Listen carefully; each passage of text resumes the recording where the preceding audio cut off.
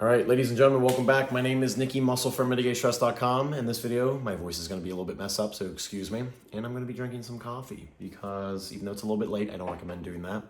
I'm behind on my work and my workouts. It is what it is, bear with me, but the show must go on. This video is going to be about a question from a follower and a few others about the routine. He wants to know, how do I get started? How do I stay motivated? What should my routine look like? How do I make it more enjoyable and fun?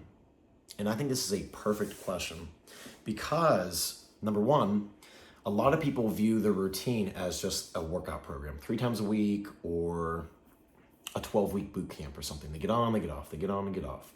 But in reality, we should view our routine as a form of nutrition, as a form of a fundamental habit, a necessary component of health. Equally important as nutrition, in my opinion. We're going to talk about that. Because never before in history have we ever been allowed to be this sedentary. And so you have so many people diagnosing themselves at home, online, obsessed with research, trying to figure out what's wrong with them. But a lot of these people don't realize that it could very well be that movement is your missing link to health, right? Give it a shot. We're going to talk about that. So, like I said, you don't want a 12-week boot camp where you get on and get off. You want this to be sustainable enough for a lifetime. This is a longevity, health-based routine. Movement is medicine. It's nutrition, right? It's the missing link to your health.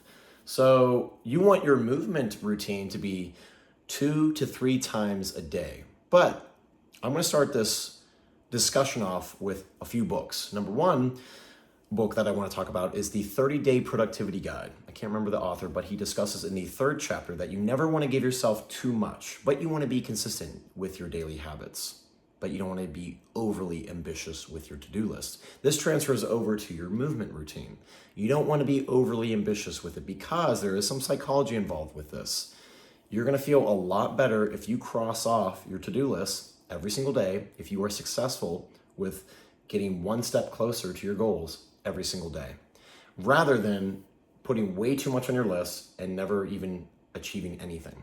And I know you know that we've all experienced that at some point in our lives. I still do, where I give myself way too much to do, and I feel like crap at the end of the day because I didn't achieve it, right? So that leads me into my next book that I want to discuss. Again, I don't remember the author. I think it's called Daily Habits. And in that book, the number one thing I got out of it was whatever habit you start with or you take on, whatever new habit you take on, you want to start with just 2 minutes a day. So it's more important that we start ingraining daily habits rather than just 3 times a week movement. We start incorporating movement as a part of our lifestyle. That's how it's going to be sustainable. That's how it's going to be more motivational, is that we start messing with our psychology. We start ingraining these habits, which take roughly 90 days to form, right? That's going to start basically yielding its own results. It's going to make you more confident. It's going to become a part of your daily lifestyle rather than just being something that you're forcing yourself to do. It's like, oh, I got to go move. All right, it's morning. I got to go move. It's midday. I got to go move. It's evening. Let me go move real quick. And that's why I said we start with just 2 minutes. Maybe week 1, you go into 3 minutes. Then week 2, 4 minutes, 5 minutes, 6 minutes, 10 minutes, right? Eventually you're moving 30 minutes a day. Eventually you're moving an hour a day. But again, it becomes a normal part of your daily routine because it's exactly how important movement is. It's medicine. It should be a part of your daily health routine, not just nutrition, not just mental. At MitigateStress.com, we have 4 pillars: movement, mental, nourish, and environment. Your air filter, your air quality, water filter, red light, all that stuff, right? So we have to treat all that as a daily routine. That being said, what should your routine look like? Let's talk about that. So I would recommend making your walks your foundation.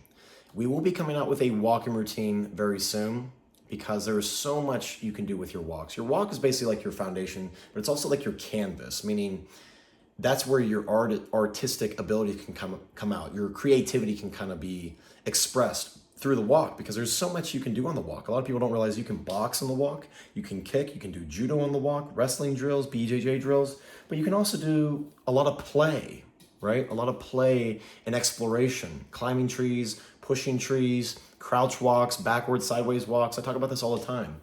You can decompress, you can create a lot more circulation, drainage, ventilation in the body. And like Dr. Roger Sperry discusses, who is a Nobel Peace Prize winner, I talk about this all the time, the brain and the nervous system, 90% of the brain's and the nervous system's stimulation directly depends on the twisting of the spine.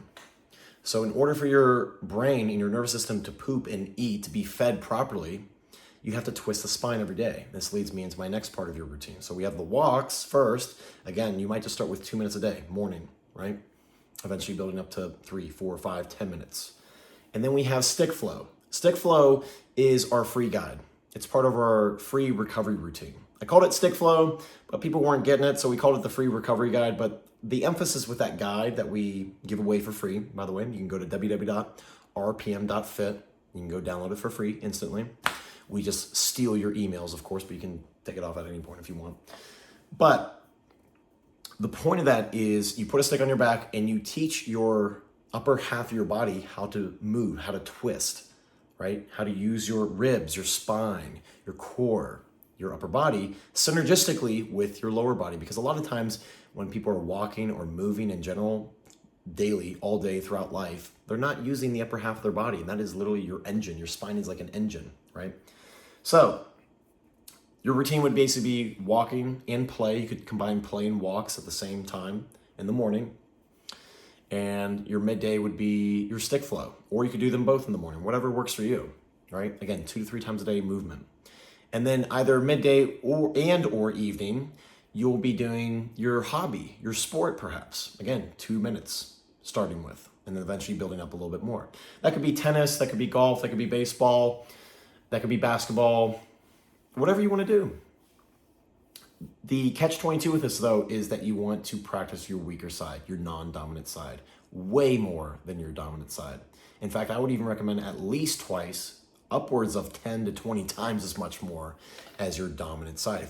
If you throw the baseball or football with your right hand, or lacrosse or tennis, right, with your right hand, you're going to spend a lot more time with your weaker non-dominant side.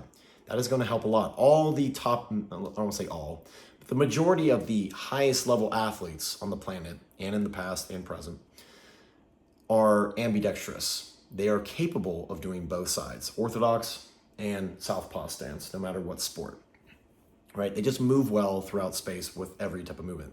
And a lot of these athletes have played a lot of different sports. They're just athletic overall, right? So you got your walks, your play as your foundation, and this can be whenever, wherever, right? You could walk midday or evening. I like to do my walks at night because it's just very relaxing. It's a great way to wind down. And so I do my skills training training in the morning, and I do stick flow in the morning. And then midday, I'll do maybe like a quick walk or just a quick movement play session, right? Because we're trying to make this a habit, a lifestyle. You don't want to look at movement as such a bad thing. And so we have this thing with our paid program. It's called Functional Bodybuilding. And I got this idea from Ben, my business partner, who's part of our Functional Bodybuilding program. And basically it's called Movement Snacks, where you basically put these little movement snacks, right? 2 minutes, 10 minutes, 5 minutes, whatever, wherever, whenever throughout the day. That's like a little hack, a little tip, because there's so many people that come to us. I'd say 98% of the people that come to us, they only say they have no time. Well, this is how you beat that. If you have literally no time, this is the only way that you are going to get fit, that you're going to be healthy. Again, you also have to change your mindset. We're changing our mindset from thinking of, oh, I need to go work out. I need to go to the gym. I need to go spend an hour, 2 hours at the gym. That's insane. I don't do that. I don't have time for that. That's crazy. Unless I'm filming for like videos and stuff and getting content, right? But in reality, I prefer to do 10 minutes here and there, 20 minutes here and there. Sometimes I'll do a twice a day, 45-minute routine. Sometimes I'll do 2 hour sessions, right? Whatever I'm feeling. But the key is you want to dial the intensity back just a little bit, maybe even a lot if you have to. Because one, most of us are overtrained or in fact under-recovered, under-rested, right? We're overstressed, and that energy currency is depleted. We don't have enough energy, like my business partner Ben talks about. So, right, there's physical, chemical, emotional stress. You could be sitting all day and you think, oh, I'm resting. Well, really not, because you got blue light in your eyes, you're stressed from work, you're mentally stressed. The brain uses a lot of energy, right? And so the nervous system really can't see any difference. It's all stress. And so we have to recover, we have to heal. And as a tip, I'm going to recommend 3 things. start doing one of these daily, and then you just build a routine. So every day you do a nap or hot bath or a trigger point session. So I would do today, Monday, hot bath. Tomorrow, a long nap. Wednesday, trigger point. Then Thursday, repeat. Hot bath, nap, trigger point. That's going to be your recovery routine. The walk is also a form of active recovery. You're going to be feeling so much better. And again, movement, when we incorporate movement as medicine, and we don't just think about working out, I got to work intensely. We want to have a lot of low intensity, light intensity workouts, movement sessions, because that's actually what's going to give you energy. That's what's going to build up your energy currency. And this is what I ran into the problem. I always used to go with everything, balls to the wall, super high intensity, and I burnt myself out. In fact, I think you will make yourself sick, very ill, if you do that too much. Too many people are just focused on vanity, looking good, rather than feeling good also and moving well, moving optimally. We have to optimize our movement patterns, our structure, our posture, right? Because it's more than just looking good. That's the problem with the fitness industry. It's sick, it's disgusting. So that's why we call ourselves functional bodybuilders. Functional bodybuilding, we may not be the biggest guys. We are able to build a lot of muscle, but we go through phases. Sometimes we're in our recovery phase because our nervous system needs a lot of repair because we had a lot of sports, a lot of athletics growing up, right? Ben and I, and Nathan, our other business partner with Mitigate Stress. So this is why our foundation is the walk, and then stick flow, and then play. Again, walk and play could be together, and then your third movement session for that day could be your sport. If you only got one time to work out that day for a full hour, you could just do a walk followed with a stick flow, and then you do your sport a little bit, and then you do maybe a couple strength movements, because you also want to have some quick high intensity spurts with your movement snacks. So you could do twice a week strength on this routine, or you could do daily just a tiny bit of strength. So for example, you would do like a single arm dumbbell snatch, 3 to 5 sets. That's the only movement that you're doing for that day. The next day, maybe you'll just do some light alternating push-ups. The next day, maybe you'll do some walking functional deep lunges. I did a video on these about, I think, last video actually. Check it out. It's a different form of lunging. You'll do some ground tension the next day. The point is you start developing a nice habitual routine where you're doing a little bit every day, and you're just getting that habit. You're viewing working out differently, not as a toxic, high intensity, draining, tiring part of health, but in fact, a regenerating and optimizing of the nervous system, of the structure of your health in general. There's so much that you can get from movement if you optimize the routine. All right, I talked about, if this is a topic that I could talk about all day. I do have some people that complain, very few, like 2 people that complain that I talk too much on these routines. I can get straight to the point. Again, this is something I'm very passionate about. If you don't like it, just unsubscribe already, because this is just how I run the show when it comes to talking about this topic. Again, this is something I could talk about all day. So if you got any questions, I will be reviewing this topic so many more times, thousands of more videos about this topic alone. But again, if you got any more questions on something else, let us know. Again, my name is Nikki from MitigateStress.com. I look forward to hearing from you. God bless.